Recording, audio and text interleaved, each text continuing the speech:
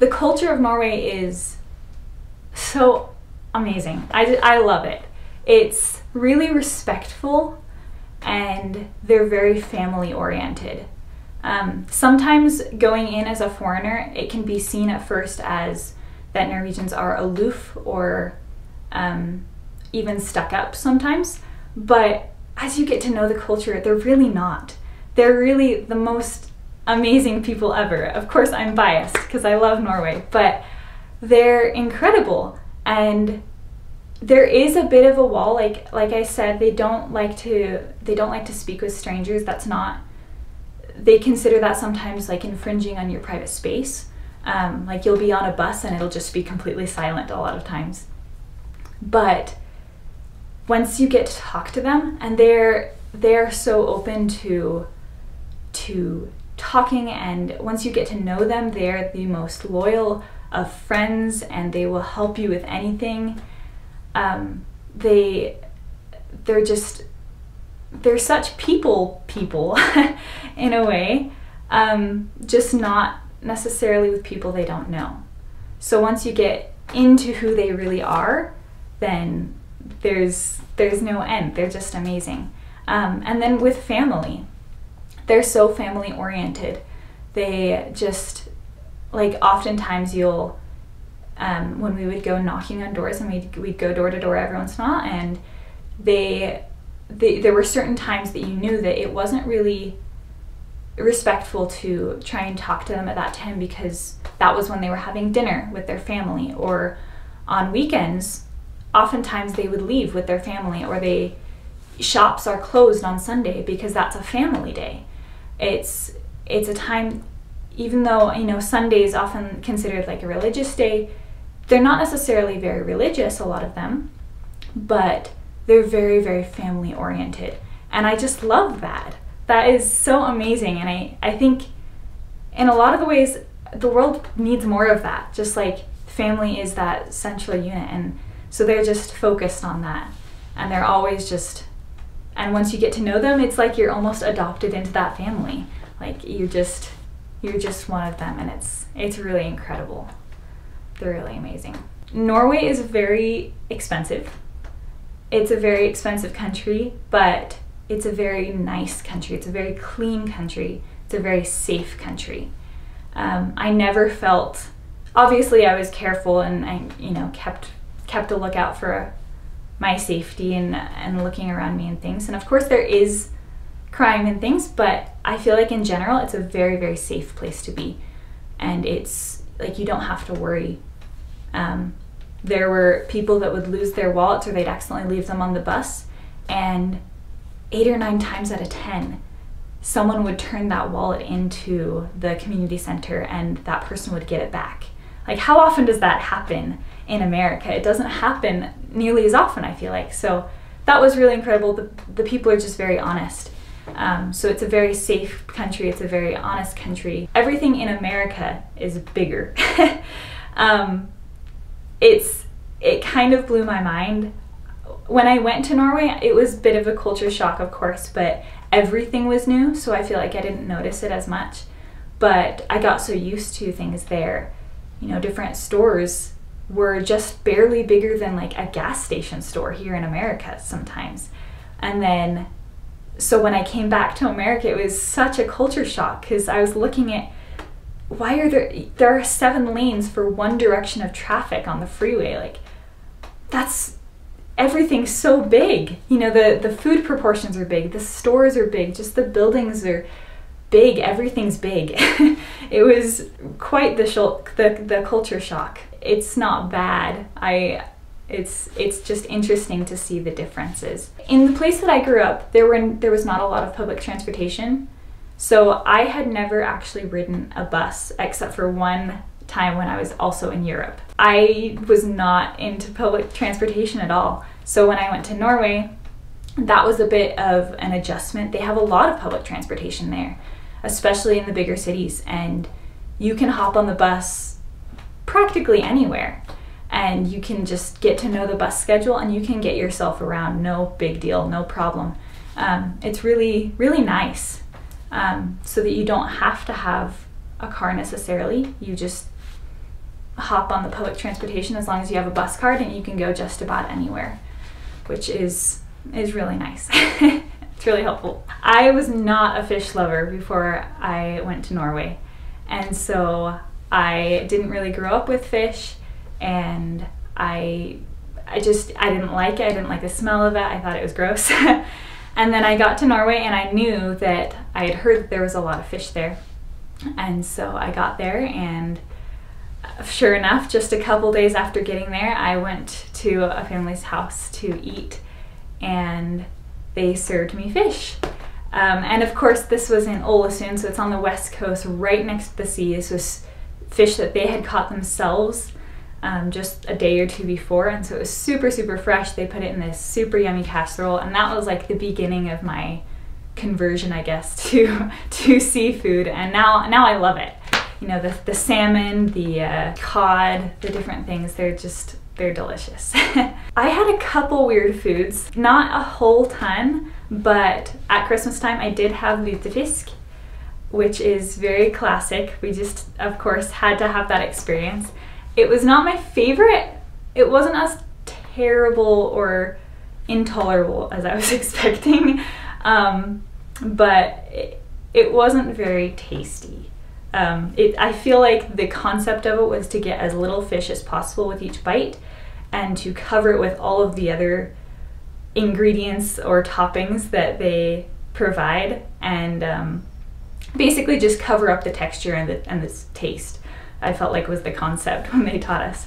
The other weird thing that I did have though was fish eyes.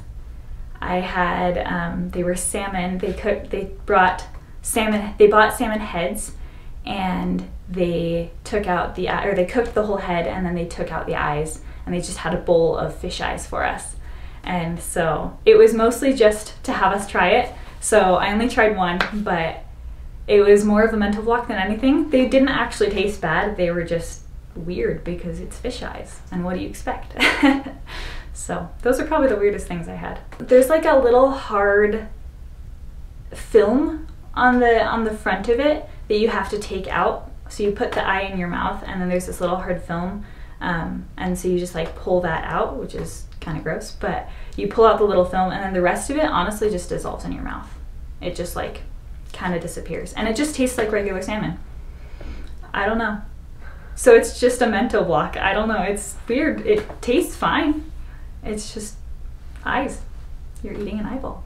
I don't know that I really missed a lot of foods from America, honestly. I mean, they're very much a first world country. They have just about anything you could ever ask for. There were a couple times when like you can't find cream soups, so I had a few recipes that I couldn't make because of that. I looked for canned chicken a couple times, and their version of canned chicken that I found was gross. But it just wasn't the same, that's all. And so I just had to modify that with using, you know, regular chicken that I buy, and that was totally fine. But mostly, I mean, of course, maybe homemade things. My mom has a super yummy strawberry jam that we make that's a freezer jam that we obviously didn't have there because my family's not there. But other than that, not really. They have most of everything. It's great. I was in Norway as a missionary, and so we try and talk with a lot of people. It's a lot of fun, and you kind of have to find the balance because Norwegian culture is not a culture where you talk to strangers at all. They think that's weird. Sometimes it's invasive, and so you have to kind of find the balance because you want to be open and happy and forthright, I guess. You want to initiate conversation, but you also don't want to overwhelm them. There was a time that I was walking along the street, and there was a lady that was walking by, and I just said hi. That's all I said. Was we were just walking along, and I just waved and said hi. That's weird to Norwegians. They think it's weird, and they'll give you a double take and be like, do I know you? But this poor lady was so in the zone of whatever she was thinking about that I accidentally, completely on accident, scared her out of her wits Like, she jumped out of her skin. She was just walking along and I said hi, and she jumped so high and looked over and she was like, oh, and just kind of kept walking and then gave me like a triple take and then just like kept walking. I felt so bad, but I mean, what do you do? So I don't know, that kind of stuff did happen. So you kind of have to find the balance between the culture and also wanting to talk to people, because there is a way to find a balance. But when I first started learning Norwegian, I probably had a terrible accent. I know a lot of people that would record themselves at the beginning, and throughout, like every couple months they would record themselves. I didn't think to do that until later, so I never really got the chance to do that, which is kind of a bummer. But I am sure that, I mean, I remember struggling with it, so I'm sure that I did not pronounce things correctly. I probably said, Hejsan, hvordan går det? I don't even know. Kan jeg stille deg et språkspørsmål? I don't know, that's so terrible. That just like cringes in my ears right now. Instead of like, hei, hvordan går det? Hvordan går det? Kan jeg stille deg et språk... Oh my goodness, I can't even speak right now. Let me try that again. Hei, hvordan går det? Kan jeg stille deg et språkspørsmål? It's just so different. It was interesting actually. The first place that I lived in Norway, was on the west coast, and they have a very strong dialect there. And so it was sometimes interesting or difficult to try and figure out, because I learned, before I went to Norway, I learned bokmål, which is like very clean, precise, and it's often compared, that's just a written portion of it, but it's often compared to like how they speak in Oslo. But on the west coast they have a very different dialect, and they often write in what's called nynorsk or New Norwegian, which is a lot different. So that was interesting to compare. And then the person I was with, my companion, she had just been living up in northern Norway, which is also a different dialect, so she had a little bit of that influence. So I was getting influence from all over the place. So it was a little bit confusing at first to try and like consolidate it into how I would speak, but it worked out. So there was a time that I was waiting for the bus with my companion, and so she and I were just sitting at the bus stop, and there was another lady sitting there also waiting for the bus. And of course, we're sitting there, we want to talk to her. So my companion turns to her and says, I like your purse, just as a conversation starter.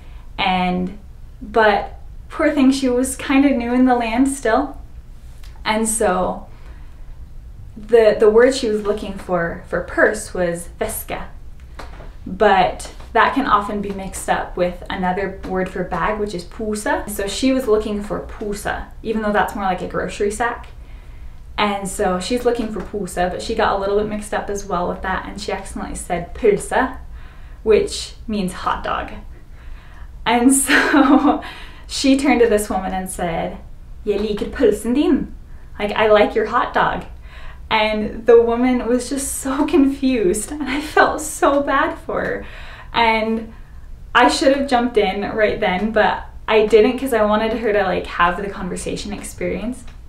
And so she repeated herself and like had to point to the bag, and finally they were able to understand each other and realize, oh, she's talking about a veske, a purse. And so it was just, I felt so bad, but you know, it happens, and it was kind of endearing, and we got a great conversation out of it. And so it worked out, you know? Sometimes you can use those to make friends.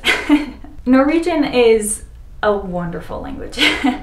It was, of course, difficult to learn, as it is with any language.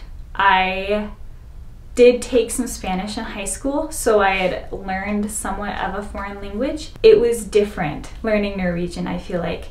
One, because it was so accelerated. You know, you're studying it for hours and hours every single day, and then you get thrown into the country where everyone's speaking it around you, and ready or not, sink or swim, here you go, which was really intimidating. It was really scary. But I would just have these little mental talks with myself going, you know what? Someone told me once that you have to make, I can't remember, like 3 million mistakes or something before you're fluent in a language. And so I had to remind myself, like, okay, what's your goal? Like, you have to make those mistakes either sooner or later, so you may as well talk and just get them out as fast as possible so that you can be fluent as fast as possible. So that's what I really tried to do. Of course, it was scarier some days and with some people. One thing that was helpful was that almost all Norwegians speak fantastic English. They speak wonderful English. And so if you don't know a word in Norwegian, they can help you out. You can say it in English and they'll understand, and you can ask them what it is in Norwegian and they'll often know to be able to tell you. Sometimes I did feel like that was a bit of a block as well, that they knew English so well, because once they found out you were American, they went, oh, American English. Or if they heard something that they heard it in your accent that you weren't Norwegian, or you were stumbling over your words, they would switch over to English and be like, oh, it's okay, just speak English, it's okay. And for me, I was like, no, I want to learn this language, like speak Norwegian with me, please. Sometimes they would speak English and I'd respond in Norwegian and they'd speak English back and I'd respond into Norwegian until they finally realized, oh, okay, she's serious about speaking Norwegian, or she can speak Norwegian, and so then they'd switch over and speak Norwegian. So there's like pros and cons, but to them knowing English so well. But overall, I think it's a wonderful thing. And Norwegian is beautiful. I love the language. I love how it sounds. I love the words. I love it. It's a beautiful language. Norge best. Jeg så glad I Norge. Det bare det beste landet I hele verden, så må jeg si. Men nordmenn bare så hyggelige og så trofaste til det de tror. Og det bare noe jeg har stor respekt til. Jeg så glad I kulturen og maten og selvfølgelig landet selv. Det så vakkert der, bare å se på fjordene og fjellene og alt mulig. Det utrolig. Det ikke noe å sammenligne med. Så bare nordmenn, dere best. Stå på. Og jeg gleder meg til å besøke så snart som mulig. Det så mange mennesker. Jeg så glad I deg. Og jeg har lyst til å treffe enda mer. Enda flere. Dere utrolige. Jeg sier det om og om igjen, men det sant. Jeg så glad I Norge. Ja, jeg elsker dette landet. Og det noe jeg gleder meg. Og jeg så takknemlig for at jeg hadde sjansen til å bo I det landet, og til å virkelig oppleve deres kultur, deres liv, og at jeg kunne lære dette vakre språket. Det det beste språket I hele verden, så synes jeg. Men jeg takknemlig for dere. Jeg takknemlig for dere, og stå på. Dere best.